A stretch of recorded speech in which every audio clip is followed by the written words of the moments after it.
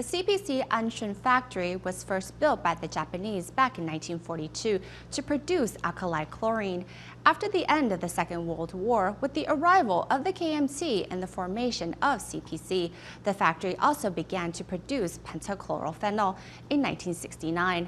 Unfortunately, people at the time weren't fully aware of the serious environmental impact and harm to human health that the factory was causing as it leaked dioxins and mercury into the surrounding area.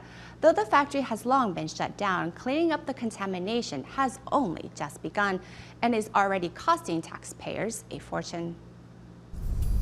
Pretty much all land used by the petrochemical industry in Taiwan will end up with the ground and groundwater pollution. But what happened here in Tainan's Anshan is way worse than that. The contamination here has reached deep into the ground. Some areas might be 22 centimeters deep, but other areas can be up to 2 meters or even deeper.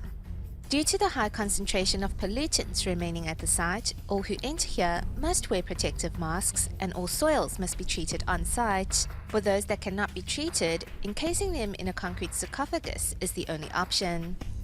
The soil at the site of the pentachlorophenol plant contains both dioxins and pure pentachlorophenol, which is why there's a foul odor. That's why we have to use stone coffins. For the areas of the factory that are only moderately to mildly contaminated, they are either covered by black impermeable tarpaulins or the soil from the areas is excavated and sealed in hazmat bulk bags. In the very beginning, we had no idea about the extent of pollution. Just how bad is the pollution here? The factory was 37.1 hectares in size. Both the PCP and alkali chlorine plants in seawater pool B that held the plant's wastewater are considered hot zones. Dioxins detected here go as high as 64.1 million nanograms per 1 kilo of soil, while mercury is as high as 3,370 micrograms per 1 kilo of soil. In total, over 350,000 cubic meters worth of soil was contaminated, which weighs about 571,000 tons. In the past 5 years, $64.5 million had been invested, and only 100,000 tons of contaminated soil has been processed so far. At least 10 more years are needed to treat the whole area. If the concentration level of dioxins is below 5,000 nanograms, and for mercury lower than 200 micrograms, we treat the soil by washing it. The site is being monitored at all times as the mercury within the soil might evaporate with high temperatures. Only soil with a mercury concentration less than 200 micrograms can be washed, and we will verify whether or not the washed soil measures up. Washed soil will then be compressed into slabs and sent to a rotating furnace. Hopefully, this will remove the dioxins and mercury remaining in the soil.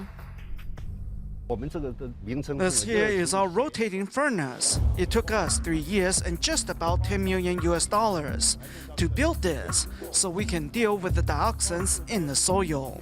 The rotating furnace was designed and built to deal with multiple pollutants and will be coming online soon. However, the remediation project is already costing taxpayers a fortune. Meanwhile, the EPA has to think about how the land can be used in the future. The reuse and revitalization of brownfields can be an excellent tool.